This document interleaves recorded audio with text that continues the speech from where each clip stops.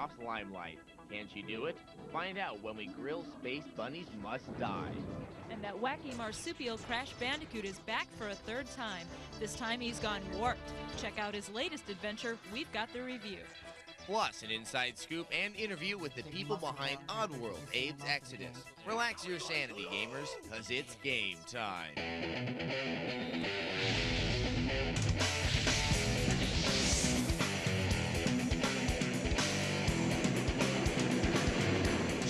Welcome to GameSpot TV, your ultimate guide to computer and video gaming. I'm Adam Sessler. And I'm Lauren Fielder. Crash warping through time is definitely something to watch out for, but space bunnies must die? I bet I know one guy who likes them. John? Any chance those are Playboy space bunnies, Lauren? Anyway, hi, I'm John Villarreal, and we're playing hockey in today's in-your-face competition. As always, we have two hockey specialists vying for bragging rights. Let's check the game news. Cloud and his friends from Final Fantasy are slated to hit the big screen. Columbia Pictures has announced that they will be making a film version of the hugely popular RPG. The film will be entirely computer-generated using the latest in CG animation technology. The Final Fantasy series has to date sold over 18 million units, and its makers, Square, are hoping to translate that success into celluloid. We have also heard that the Final Fantasy movie is set to be produced in Hawaii. Hey, how do I get a gig like that? A demo of the Tomb Raider 3, The Adventures of Lara Croft, is now available online. Eidos Interactive has signed a deal with VCast Incorporated, making the demo available to hungry Tomb Raider fans everywhere. VCast is noted for its GigX technology, which they say ensures a faster download time than an FTP server, and makes a crowded server more efficient. VCast also offers tracking capabilities that enable Eidos to see just who was interested in their latest title. The demo can be downloaded from www.tombRaider.com. I recently made a visit to San Luis Obispo, California, and got to meet with Oddworld Inhabitants co-founders Lorne Lanning and Sherry McKenna, who created Abe's Odyssey and now Abe's Exodus. So y'all, follow me. In 1997, Abe's Odyssey from Oddworld Inhabitants seemed to breathe new life into the 2D platform genre. The truth, it turned out. Now that would blow my mind. With its immersive environments and game speak, Abe's Odyssey was a critical as well as a popular success. A lot of what we're after is evolving the video game character, and that's one of the reasons why we started Oddworld, was that we felt like we could be pioneers in the industry in evolving the video game character, and to many degrees that didn't seem to be happening that much. And so what we did was we focused on game mechanics and things of that nature that were more focused on thinking, that involved action and twitch mechanics in a classical sense, you know, so gameplay aspects were familiar, and yet involved more puzzle solving with life forms like you do in real life. We really wanted to appeal to a wider market, and the big, you know, these kind of characters that are the big muscle-bound characters that you see in most of the games appeal to a certain demographic. And so what we wanted to do was we wanted to create a character that would appeal to women and girls and older folks and younger folks, and that had to be someone that we cared about. Oddworld Inhabitants is run a bit differently than Rupture Farms in Abe's Odyssey and Soulstorm Brewery in Abe's Exodus. This is the first time that I got to run it the way I wanted to do it. It's my company, we get to do it my way. And that meant communication. To me, the most important thing is communication. And so the reason that the company runs differently is because we hire people that are totally passionate about what they do.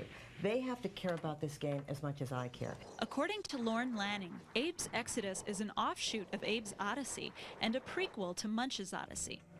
The reason it's not part of the quintology, although it is in story, but it's not in our 5 segments, is because each of the quintology games is an Odyssey game. We're not supposed to be here.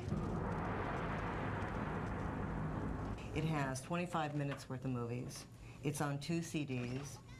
Odyssey had 450 screens. This has 1,000 screens. The graphics are far superior. And the gameplay is a lot more fun. There are more characters. The mechanics are more fun. I mean, we made a concerted effort to really surpass what we did on Odyssey. Lorne Lanning is not only the creator, he's also the voice of Oddworld. This bites! Can I go home? You know, he talks Abe, then he talks like a Gluckin, then he talks like the Slig, you know, and he's always thinking of those characters, and he's not very normal either, so it's an odd world after all. What are we going to do? Yeah. So did you get to meet Abe? Abe's not real, Adam. Abe's a bunch of pixels. Really? Yeah. Are you sure? I'm positive. Really. Well, anyway, Abe's Exodus will be released November 14th for both the PlayStation and the PC. For more information on Abe's Exodus and Oddworld Inhabitants, take a look at the GameSpot TV website inside zdtv.com. Next up on GameSpot TV, get ready to flash forward to the bleak future of Earth. We'll be taking a look at dystopia in our preview of Uprising 2, Lead and Destroy. And we took a long look at a game that was long in the making but short on delivery. We've got a review of Space Bunnies Must Die.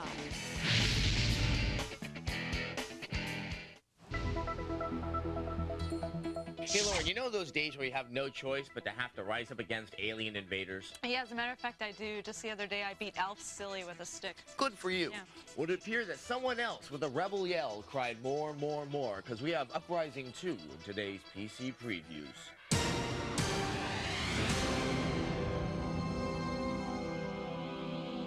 For those that still have a hankering to lead a full-scale rebel insurrection on an Earth far in the future, the folks at 3DO are bringing out the big guns again with Uprising 2, Lead and Destroy.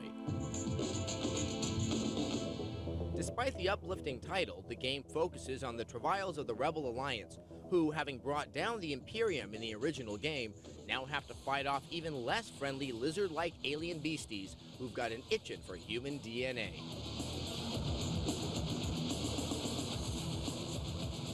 Uprising 2 has made many changes from the original. The most striking are the graphics, which are now 3D and are designed to fully support 3D accelerator cards like the Voodoo 2. Most appreciated, though, will be the changes to the control structure to overcome the rather arduous format of the original. The keyboard controls are more closely aligned to most action games to draw the player further into the species-saving action. With 40 scenarios and 3 campaigns, a full editor, and 8-player multiplayer capabilities, Uprising 2 could blast its way to the top of the action strategy shortlist on its December 2nd release date. Hey, Lauren, how do you like your rabbit? Well, I guess you're expecting me to say with capers, white truffles, and a raspberry reduction sauce on a bed of arugula. Yeah, great. Great. Well, get ready to lick your lips because we're throwing Space Bunnies Must Die onto the grill. Space Bunnies Must Die! Space Bunnies Must Die from Jinx and Ripcord is the game with a catchy title that has languished in development for quite some time and apparently needed to stay there far longer. In this 3D third-person perspective adventure game, you play Allison Huckster, another inventively proportioned young lady who must stop alien bunnies that use humans for experimental purposes. Rubber. Insulation against plasma and electricity. The problems with this game are manifold. Most basically, the graphical pop-ups are pervasive, and while having a limited effect on gameplay, it lends the game a half-finished ambiance. More importantly are actual gameplay issues, such as an inability to know if weapons fired actually make contact with their intended target, and a lack of reaction from Allison when she is hit herself.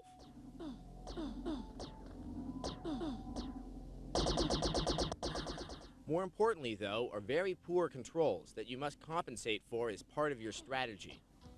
Furthermore, incurring damage seems to be arbitrary, where jumping from a certain height takes points away, but walking off causes no damage. This, in addition to a storyline that could have come from a precocious high schooler, makes Space Bunnies Must Die one to jump over this season. GameSpot TV gave Space Bunnies Must Die an unimpressive rating of 6.3. Outside of the clever name, the game offered little to distinguish itself from similar titles. And with the graphical and gameplay problems, there was little to recommend. Next up on GameSpot TV, we've got a preview of the cute and cuddly new character in Tonic Trouble. And speaking of cute, but perhaps not so cuddly, we've got a review of the latest warped adventure with Crash Bandicoot. And a look at Xenogears, the latest Square RPG to cross the Pacific. Hey, Lauren, I had a great idea for a game while eating soup. Oh, really? What was it? Chicken and stars. Not the soup, the game. Oh, okay. Well, it's about this adorable character that has a wild adventure in a fantasy world filled with colors, endearing characters, and non-threatening bad guys. Wow, that's pretty impressive, Adam, but you might want to wait and see what we have in today's console preview. Lacking in joints, but filled with all the sweet, lovable charm that we need is Ed, the hero of Ubisoft's newest 3D platform game, Tonic Trouble. Here comes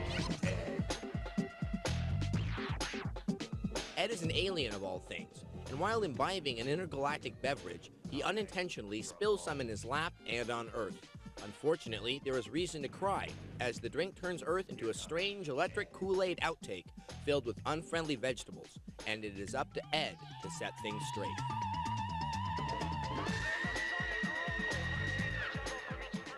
The game involves 11 different levels that are primarily comprised of the traditional walk on precipice and interact with bad guys format we've become accustomed to.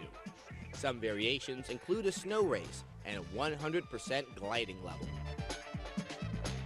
The game has raised a few eyebrows by bearing a strange resemblance to Ubisoft's upcoming Rayman 2. Tonic Trouble looks set to be another contender in the crowded, cute character pantheon in January '99 for the N64 and in February for the PC. Well, it seems as if every game platform has a mascot. Nintendo has Mario, Sega has Sonic the Hedgehog. And Sony has Crash Bandicoot, that lovable, what is it? It's a Bandicoot. I thought it was a marsupial. Bandicoot is a marsupial. Oh, I like kangaroos. Well, anyway, Crash is back in a whole new adventure, Crash Bandicoot, marsupial, warped. Say hello once again to the PlayStation's main marsupial, Crash Bandicoot. Crash is back for his third adventure, and it's one that's sure to give platform game aficionados a thrill. Crash Warp takes our favorite Coot and his sister Coco on a whirlwind tour of alternate times and places. From the first warp station, you'll visit the Great Wall of China, a prehistoric swamp, an underwater grotto, and a medieval countryside.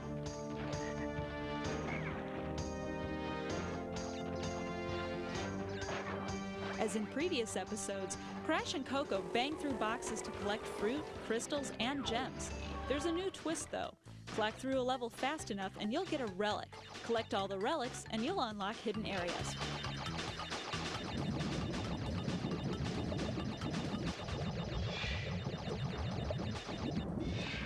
Crash Warped has excellent 3D animation, but gameplay is still linear within individual levels. Of course, you can warp back and forth between those levels if you get stuck. There's plenty of running and jumping in Crash Warped, but Crash and Coco aren't solely at the mercy of their feet. Crash pilots a miniature submarine and Coco rides a jet ski and a tiger. If you're a fan of platform games, Crash Warped will provide plenty of bouncing, high-energy fun. GameSpot TV gives Crash Bandicoot Warped an 8 out of 10.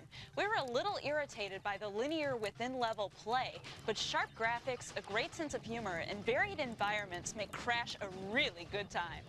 Xenogears for the PlayStation is the newest role-playing game from Square, the company that brings, you know, the Final Fantasy series. Now, I know what you're saying, not another role-playing game, but this one is worth it, and it's our next game on the grill.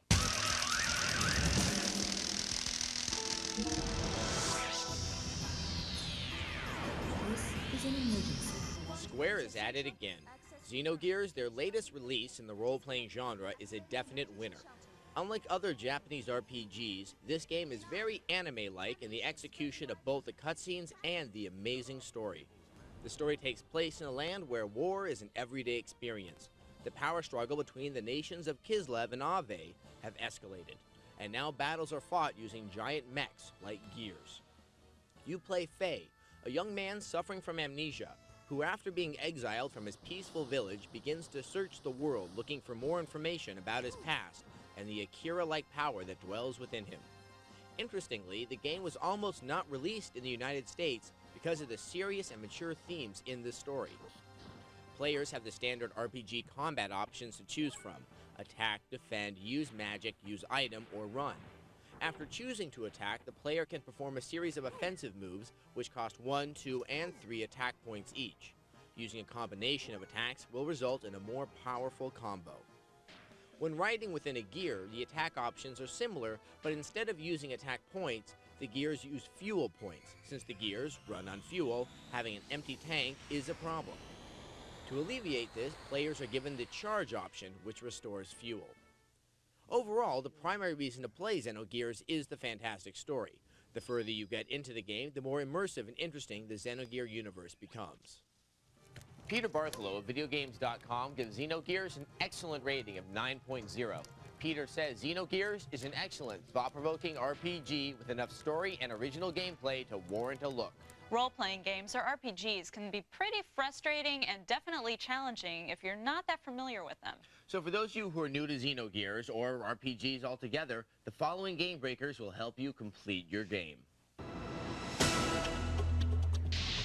As with most Japanese RPGs, the story in Xenogears is vast and complex. Players should pay attention to the subtle cues of non-player characters for information on quests and interesting subplots. If you can't seem to fight your way past a certain monster, build up your experience points by fighting lesser creatures. And finally, always equip your characters with the latest and greatest in armor and weapons so that you can triumph over those pesky enemies. Coming up on GameSpot TV, get ready for Mr. Macho. Today's intro of the week features the man, the mercenary Duke Nukem in his upcoming adventure, Time to Kill. And we've got today's in-your-face competition. We'll be crossing some sticks and knocking out a few teeth with NHL 99.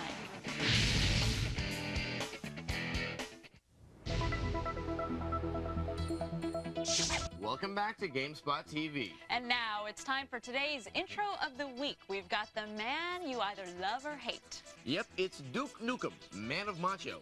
We've got his latest adventure, Time to Kill, in today's intro.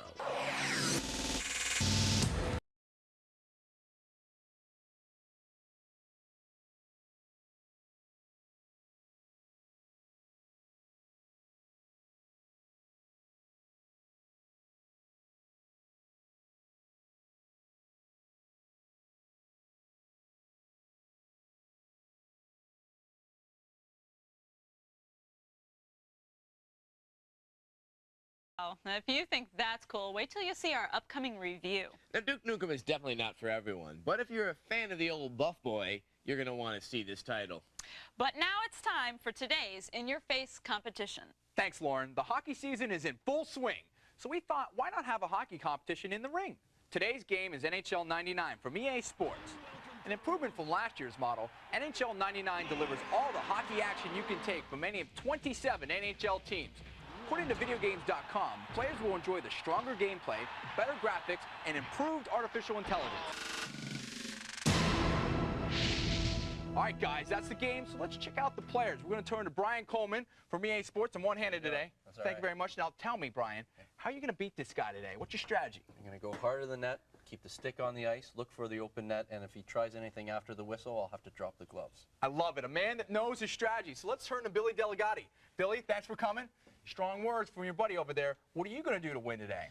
Well, I'm going to hit him a lot, get the puck, crash the net, and just take a lot of shots. I like what they're saying. We have the strategy, so let's check the rules. The rules for today's competition are this. First, always, the player who scores the most points in 2 minutes wins the match. Second, no fighting. I know, it's hard to believe, but we want more play time. Lastly, in case of a tie, the player with the fewest penalties wins. Okay, that's the rules. You know the game. We've seen the players. So let's start the competition. You ready, guys? Oh, I'm ready. Let's get it on. We've got Brian over here who's going to play Philadelphia, and Billy's going to play Colorado. They're ready for the puck drop. They drop the puck. And bam, we're in the action right now.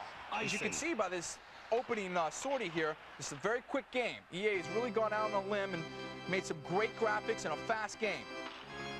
There we see the defensive pair. Oh, now what are they doing? They're playing with some options there. These guys are pros. They're looking for the edge any way they can get it.